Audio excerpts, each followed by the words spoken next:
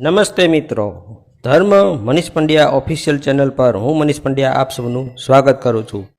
મિત્રો, આજના વિડીયોમાં સાંભળીએ અધિક માસ એટલે કે પુરુષોત્તમ માસની વદ 11ની કથા, પરમા એકાદશીની કથા. પૂર્વકાળમાં સુમેદત્ત નામનો બ્રાહ્મણ થઈ ગયો.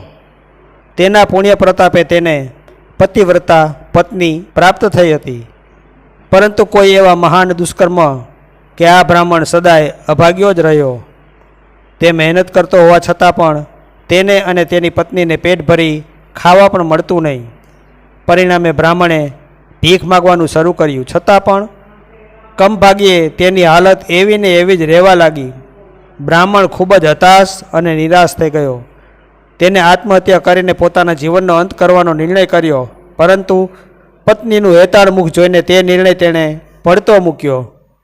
આટલું બધું દુઃખ હોવા છતાં આ પતિવ્રતા નારીએ કદી પતિ સામે ખાટું મોઢું કરીને જોયું નહોતું.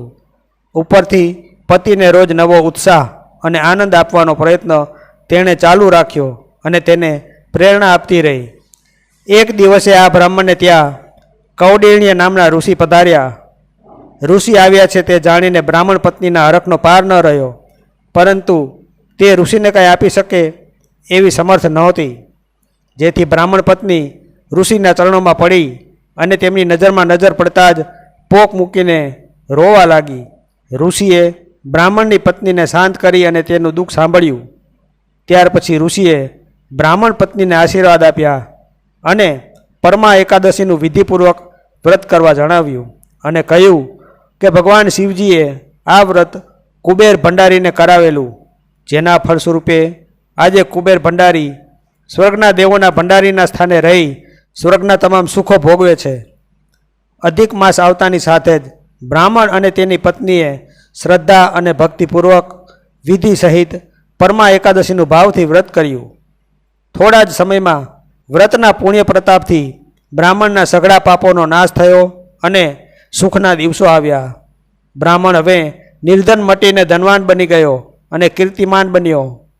તેને ત્યાં સુસંસ્કારી અને સદ્ગુણો ધરાવતા પુત્ર પુત્રીઓનો જન્મ થયો.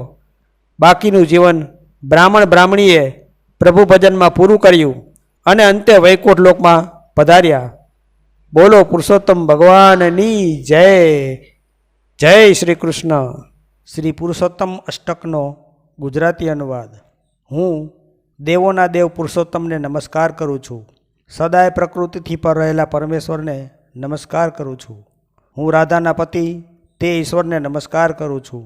ગોપીજનોના પ્રિય એવા તેમને નમસ્કાર કરું છું. હું કમળ સમાન નેત્રવાળા કૃષ્ણને નમસ્કાર કરું છું. જગતના અધીશ્વર વિષ્ણુને નમસ્કાર કરું છું. હું પાપોને હણનારા તે દેવને નમસ્કાર કરું છું. તે પુરુષોત્તમને હું નિત્ય નમસ્કાર કરું છું. હું 30 દેવોના એકમાત્ર નાથ એવા દેવને નમસ્કાર કરું છું. શરણે આવેલાનો મિત્ર બનનારને નમસ્કાર કરું છું. હું ભવસાગરમાંથી પાર ઉતારનાર ભક્ત વત્સલને નમસ્કાર કરું છું. શત્રુઓનો નાશ કરનારા તે નેતાને નમસ્કાર કરું છું. હું કાળના પણ સ્વરૂપ કલનાતીતને નમસ્કાર કરું છું. પરમ પવિત્ર એવા તત્વને નમસ્કાર કરું છું. હું ધર્મના શ્રેષ્ઠ પતિને નમસ્કાર કરું છું.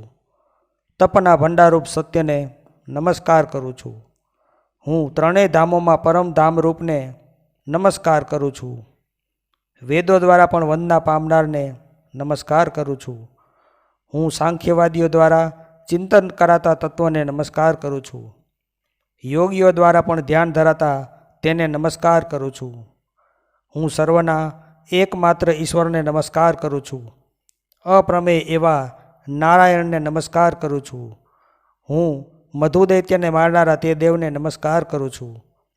દર્શનીય એવા દામોદરને નમસ્કાર કરું છું. હું અનંત ઐશ્વર્યથી શોભતા અંગવાળાને નમસ્કાર કરું છું. શરણે આવેલાના કલ્પવૃક્ષ સમાન દેવને નમસ્કાર કરું છું. હું સર્વદેવો દ્વારા પૂજિત ચરણવાળાને નમસ્કાર કરું છું. ભવરૂપી રોગના વૈદ્ય એવા દેવને નમસ્કાર કરું છું.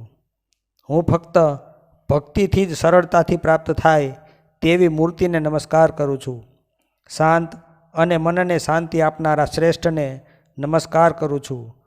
હું તમને હે પુરુષોત્તમ, નિત્ય નમસ્કાર કરું છું. દુઃખોને હરનારા હરિને હું ફરી ફરી નમસ્કાર કરું છું. જે કોઈ આ પુરુષોત્તમના આર્ય અષ્ટકનો સવારે, બપોરે અને સાંજે પાઠ કરે છે તે વિષ્ણુના પરમપદને પામે છે. ઇતિ શ્રી પુરુષોત્તમ અષ્ટકમ સંપૂર્ણમ. પુરુષોત્તમ સ્તોત્રનો ગુજરાતી અનુવાદ.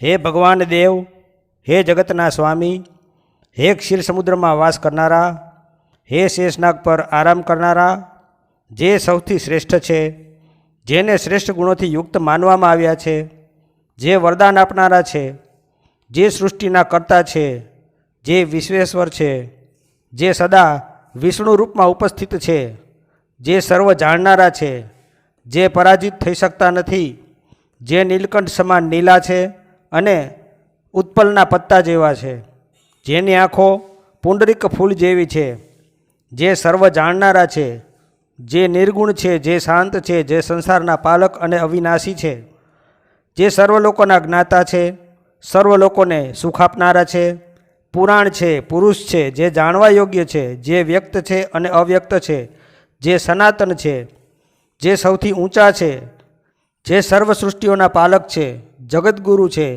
જે શ્રીવત્સ ચિહ્ન અને વનમાળાથી સુશોભિત છે, જે પિત્તાંબર વસ્ત્રને ધારણ કરે છે, 4 હાથવાળા છે, શંખ, ચક્ર, ગદા અને પુરુષોત્તમ સેતુને સંયુક્ત રૂપે ધારણ કરે છે, મુક્તાંગદ ધારણ કરેલા છે, જે સર્વ લક્ષણોથી સંપૂર્ણ છે, સર્વ ઇન્દ્રિયોથી રહિત છે, કુટસ્થ છે, અચલ છે, સૂક્ષ્મ છે, જ્યોતિ સમાન છે, સનાતન છે, જે ભાવો અને અભાવોથી મુક્ત છે, પ્રકૃતિથી પર વ્યાપ્ત છે, જગન્નાથજીને નમસ્કાર છે, જે ઈશ્વર છે, સુખદાયી છે, પ્રભુ છે.